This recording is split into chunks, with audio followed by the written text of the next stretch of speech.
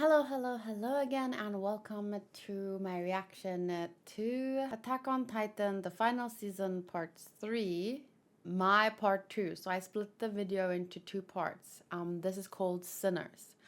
And I'm happy to see that it is now available on Crunchyroll, so that is where I will be watching the rest of this episode. And I'm very happy about that because it looks like it is in full screen. So yeah, I just uploaded my reaction to the first half for patrons, and the video will be edited so I can post it to YouTube as fast as possible. What time is it? It is 1 a.m. so it'll probably be posted around 2:30 or something. This video, it will be uploaded for patrons, but I don't think it'll be up on YouTube until like tomorrow night or tomorrow afternoon. So I just want to say thanks for everyone's patience. And I'll probably end up doing a video where I like reply to the comments and review the episode and give an actual score. Like, I don't think I'm going to do all of that today. Well, first of all, because there will be no comments, but I just think it will be more efficient to reply to the comments after I've read them all, because oftentimes the comments are very repetitive. People making the same arguments, saying the same things. So it'd just be easier for me to then do a video afterwards where I like give some afterthoughts, my score, because I'll probably rewatch the episode before then again from the start, and then just replying to everyone at once, I think would be great for me, like just easy to deal. So yeah, I won't be replying to the comments, but just know that I will be reading them. So if you do want to get your comment read, make sure to not be rude, please. Like, don't call me names and stuff. People like doing that. Like, I don't know. You're not gonna make anyone understand you if you start with "what a dumb bitch," like something like that. But you know what? If it makes you feel better, you can comment it. All my comments are held for review because my mods check for spoilers. Most of them are caught up on the manga. So if you are being rude, at least you expressed it. You feel good about yourself. You feel better. And then my mods will just delete it, so I wouldn't really have to deal with those kinds of comments, like if you're being really rude. But I do look forward to hearing everyone's thoughts. I'm sure there will be a lot to talk about. Once again, I just want to emphasize, please, if you have time, do the manga read-along videos with me for season 4 chapters at least. I will put the link in the description or something to my manga channel, because I think there are a lot of discussions that I've already had, but I'll do my best to recap them if I get... Wow, this looks so much better.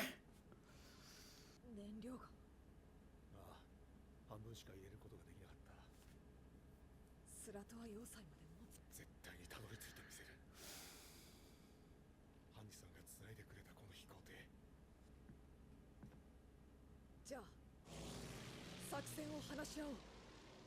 その巨人はこんな形でいい？ええ、よく見えたわけじゃないけどね。ここはバカでかい骨の塊が動いてる。虫みてえにな。エレンがどこにいるかわからない。どこにいるかわからなくてもまとめて吹き飛ばすことはできる。あなたがレベリオ軍港を跡形もなくしたように、あなたの超大型巨人なら。確かにそれが一番有効なやり方だ。それでも他にエレンを止める術がない時の最終手段だ。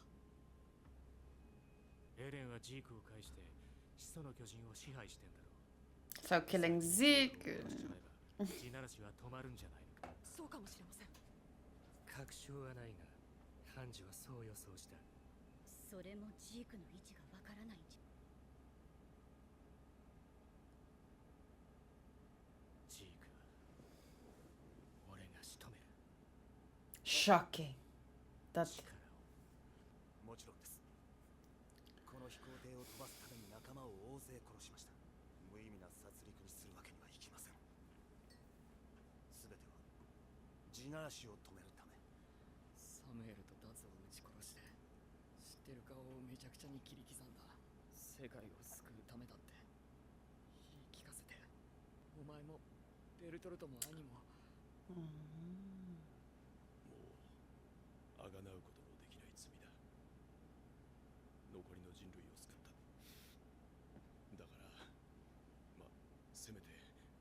残りの人類を救おうぜ。そうだな、ライナー。とにかくやるしかねえよな。 I just want to give them a hug. 俺たちは同じだ。ライナー、お前を責める資格なんてなかったんだ。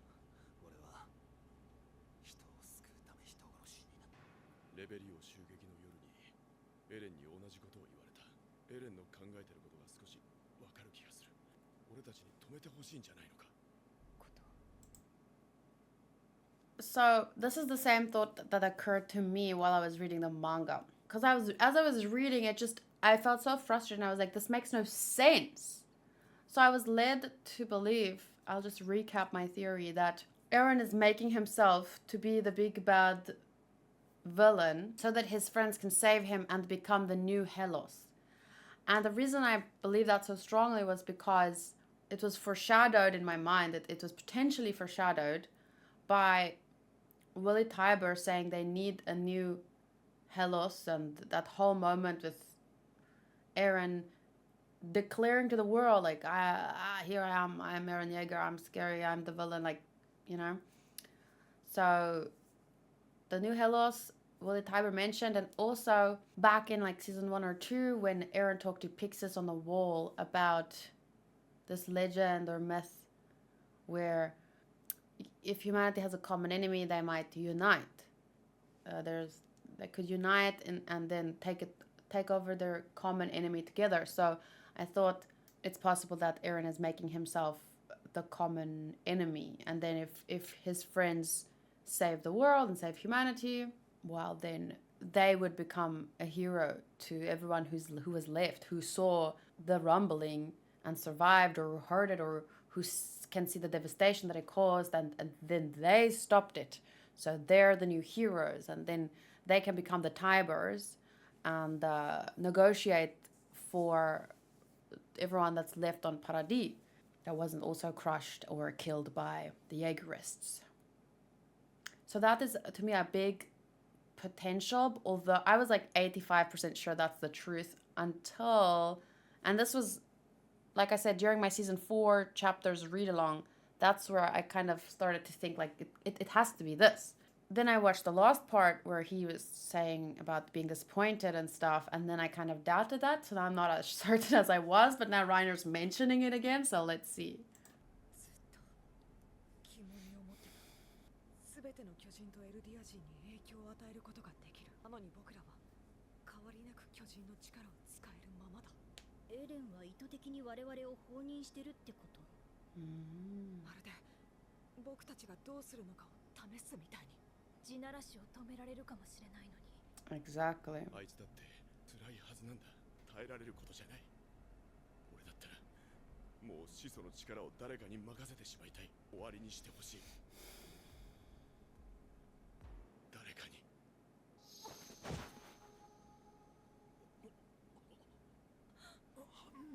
Thank God Onyankopon is flying. 聞いてやがったのか。聞いてくれ。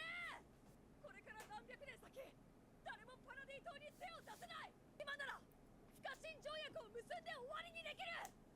これ以上誰も殺さなくていい。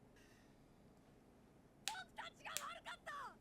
エレンをここまで追い込んだのは僕らだ。エレン、あとは俺たちで何とかするから。たちのために虐殺なんてやらなくていい。エレン、サシャのことでお前を憎んだけど、本当はお前だって悲しかったんだよな。私はあなたの罪を一緒に背負いたい。私たちにもある。だからもう私たちを遠ざけないで。だからお願い、帰ってきて。だとよエレン。今ならケツに蹴り入れるだけで勘弁してやる。おい、なんとか言ったらどうなんだ。地ならしは止まらない。運に任せて放棄することもない。俺は進み続ける。おい、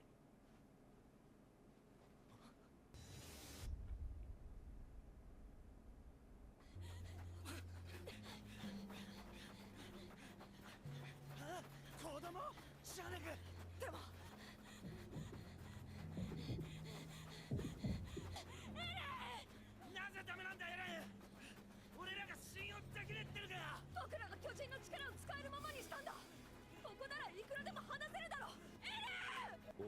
自由を手に入れるため世界から自由を奪う。 Oh, yeah, no. In order to obtain freedom, I'll take freedom from the world. He's sounding an awful lot like the first king that started it all. But at least, you know, I don't know, the first king probably didn't do it because, but, you know, back then, everyone was, it was all about, it was very tribal, right? We kill the weaker tribes or whatever, or civilizations take over, they do it to us. If we don't do it to them, they'll do it to us. And like, and it has perpetuated for all of eternity like that. だがお前らからは何も奪わない。お前たちは自由だ。お前らが世界の自由を守るのも自由。俺が進み続けるのも自由。互いに曲げられぬ信念がある限り、俺たちがやることはただ一つ。戦え。じゃあなんで僕らをここに呼んだんだよ。俺を止めたいのなら俺の息の根を止めてみろ。お前らは自由だ。なんだ、どうした？俺の予想は当たったようだ。どうしてもダメなのか。交渉の望みはついえたらしい。 I want to look up the word nepotism. The practice among those with power influence of favoring relatives, friends, or associates, especially by giving them jobs. It's not jobs, but I will rephrase it. The practice among those with power of favoring relatives, friends, or associates, especially by giving them freedom. Interesting. If someone gives you freedom and is able to take it away, can you really even call that freedom? But how nice of him to allow his friends to be free as he takes away the freedom of the world.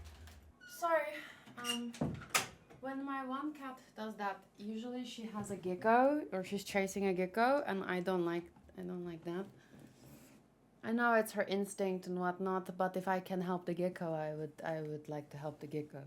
Okay, so what were we talking about? Freedom. Okay, I'll just write that now down for my notes, because otherwise I'm gonna talk too much. Freedom and nepotism. Ah, yeah. There's an interesting quote that came to mind now. I have quoted it before. War is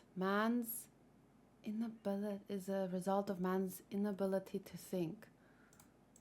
War is a result of man's ability to think. Oh no. War is a result of man's failure as a thinking animal. Like that. All war is a symptom of man's failure as a thinking animal, because we don't have to live like the animals. Ideally, all war can be avoided if we can talk, negotiate, and come to other conclusions. I don't know how to put that. But if we fail to do that, if we fail to use what makes us different from the animals, then we have to go to war. We have to fight it out if we can't talk it out. So it's interesting that from the very beginning, Armin has been the kind of person that, from his very first moment, big moment, I mean, like when Eren trusted him to talk to that. You remember they were inside the Titan hiding and half the body in season 1, and Eren said to Armin, I believe that you can talk to them and you can sort something out. And then he did, thankfully, because of Pixis and whatnot. It's interesting that that's where Armin started, and it was Eren who trusted him to do that. And it's come to this point where Armin is willing to talk to Eren after everything. They're all kind of like saying they'll shoulder it with him. And he's like, no.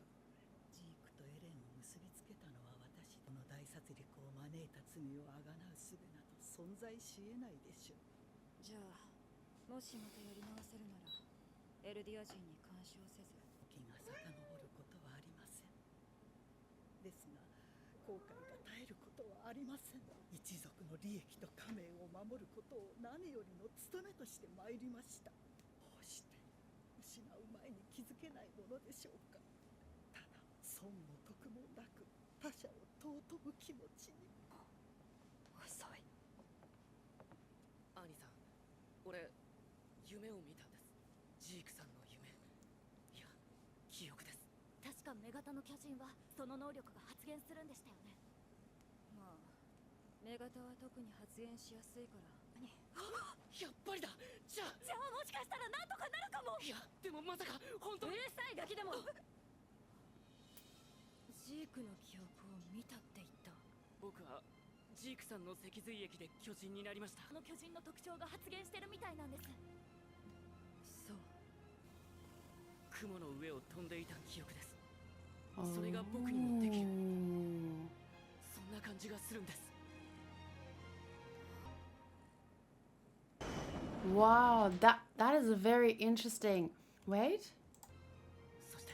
I can do it too. So if he has the ability to fly, which is like the epitome, birds flying. Even the show itself has used that.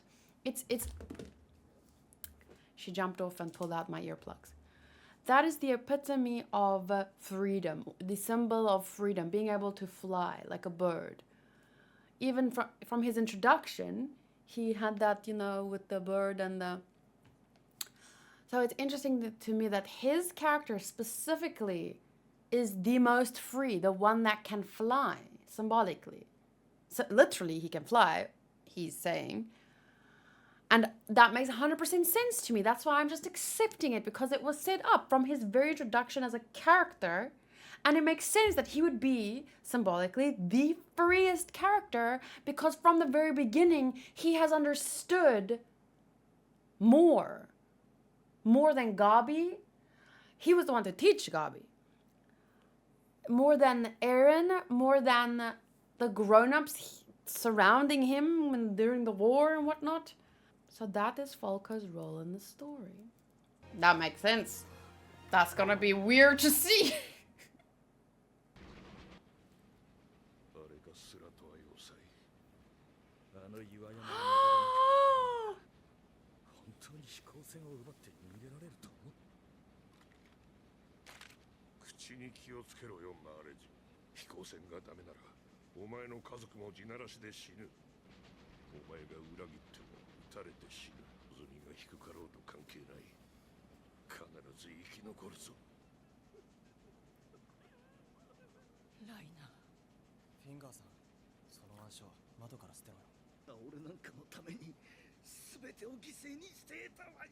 Who that? おい、あれ。そんな飛行船が。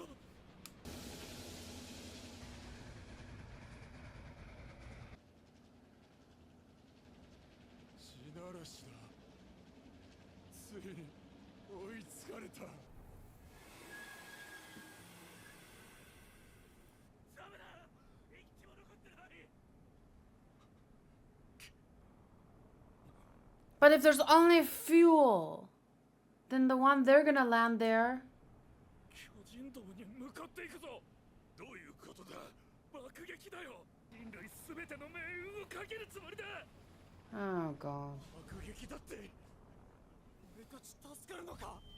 タイトン、この要塞にいるすべての兵士に次ぐ最後の砦となる。諸君らの創建にのしかかる重圧は計り知れない。この責任は我々すべての大人たちにある。我々が至らぬ問題のすべてを悪魔の島へ吐き捨ててきた。その結果、あの怪物が生まれ。 And that's really important right there. The word, let me just... Adults, especially the government, made these decisions. Specifically the governments. So yeah, why do the kids have to die? Ah, well, collateral damage, I guess. 我々が与え続けてきた憎悪を返しに来た。もしも再び未来を見ることが叶うなら、同じ過ちは犯さないと私は誓う。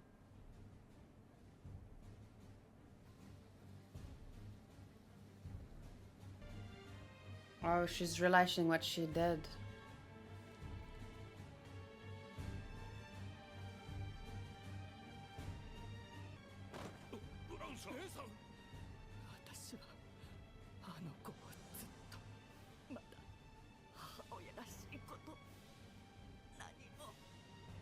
It's so interesting to me to see them realizing these things.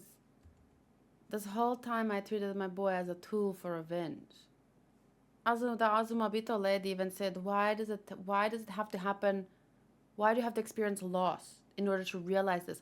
Why do you have to lose something? Why do you specifically have to get hurt before you learn this lesson?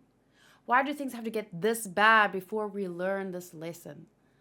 And it's so interesting to me because it reflects all the a lot of the viewers and the commenters that say, well, it's revenge, it's blah blah blah, and they're just like, and to me their faces kind of looks like this. Where is that face? Here, this face, talking about the rumbling, like, except they don't have the tears in their eyes, but they're like, oh yeah, the rumbling, I can't wait for the rumbling, blah, blah, blah. And I'm just like, yeah, because these people believe that they would be on Paradis, they would have joined the Jaegerists, they would be safe, Eren would be fighting for them. But so they're able to support that. And they're able to push Eren to do that. But they don't realize that they're just perpetuating what got us here in the first place. And besides all that, they'd probably already have been squished at this point. What a lovely scene. Like, I mean, story-wise, it's a lovely scene to see all of this come together.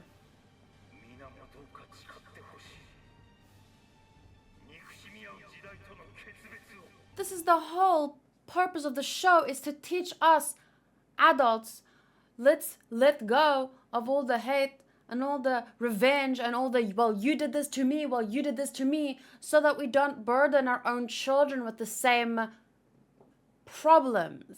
Let's utilize the brains that we've been given, our ability to think, so that we can avoid war. I feel like, I might be wrong, but I feel like that is the entire lesson here that we were supposed to learn, and people just, they look like that's people trying to dodge the lesson of the whole story. They went straight there. They could have run away, but they went straight there.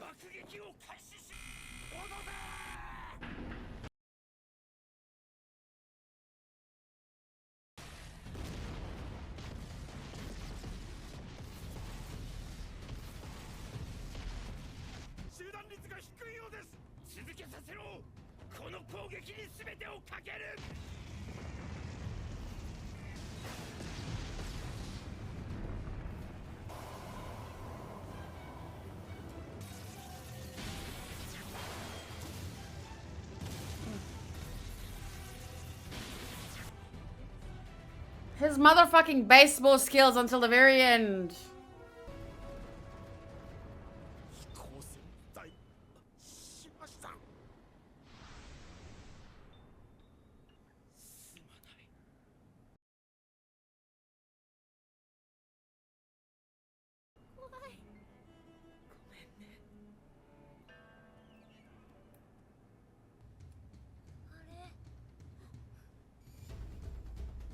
It's the Avengers!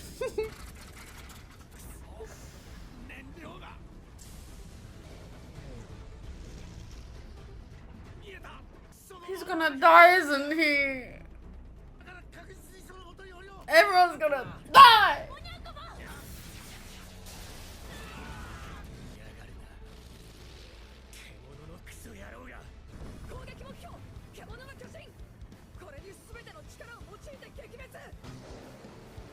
I just want them to get over there.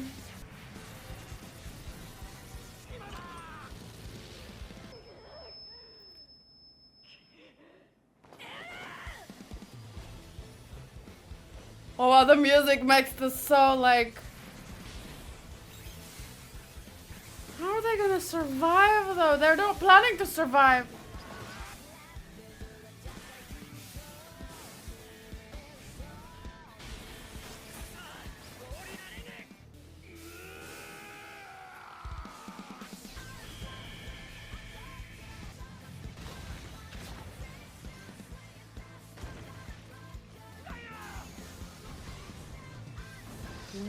The music makes all the difference.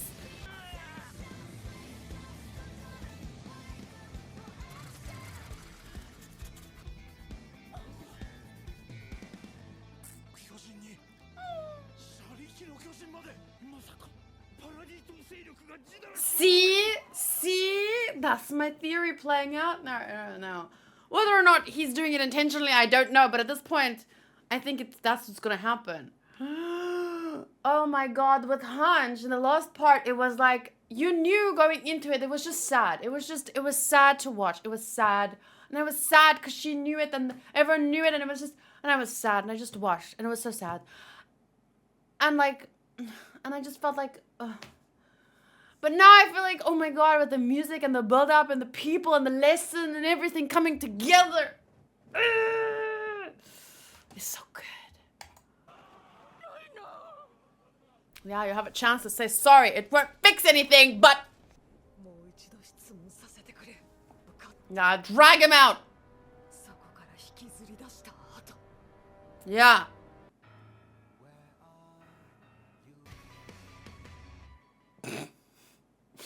Sorry, I can't stop laughing now because when they did 3 E, I thought umbrella, Ella,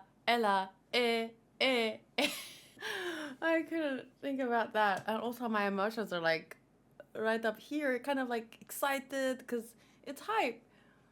Everything coming together, you know, all the lessons, like, finally. Ugh.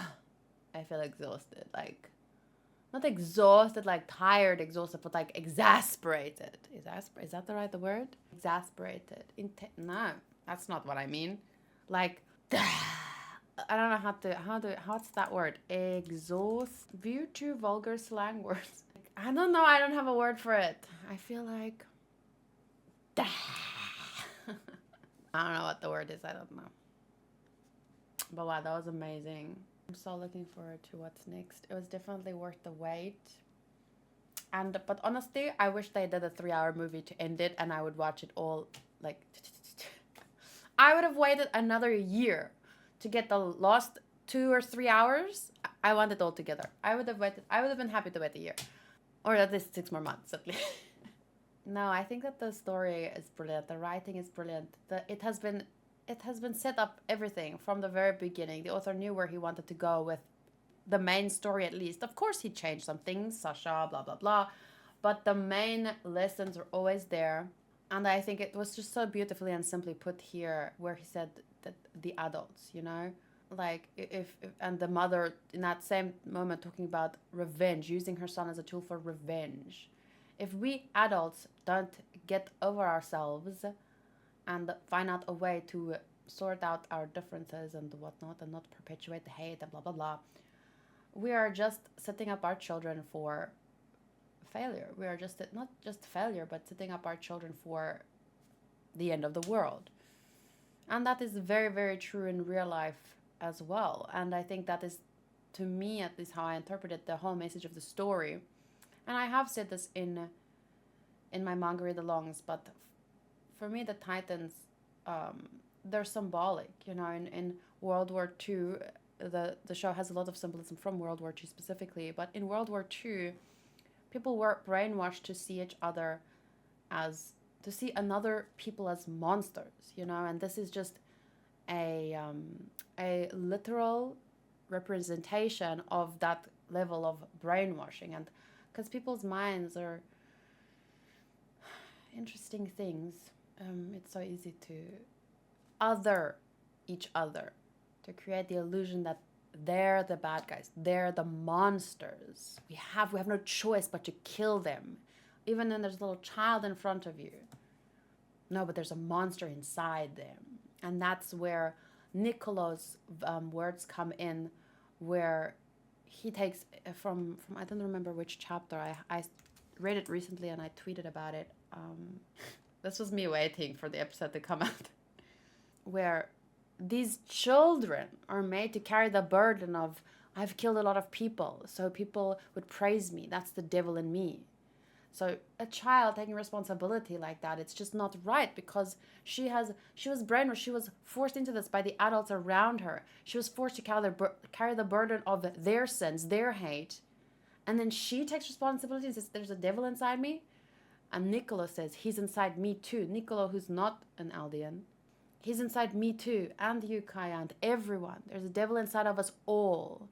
And that's why the world turned out this way, because we refuse to acknowledge the devil inside of us, our potential to be the monsters, to be the bad guys. And so we just make a scapegoat. We just point to the other people and they're the monster. And yeah, in World War II, it was like one side actually, like, I don't know if you guys have ever seen those posters of how certain people were like misformed to look a certain, like, I think I watched Inglourious Bastards. Yeah, it was Inglourious Bastards where the guy talked about a rat and a squirrel are essentially the same. But when you see the rat, you want to kill the rat. And when you see the squirrel, you're not like, it's not the same. So he explains like how he sees these people as rats. And in the story, they're titans. And in our world, we call them many names.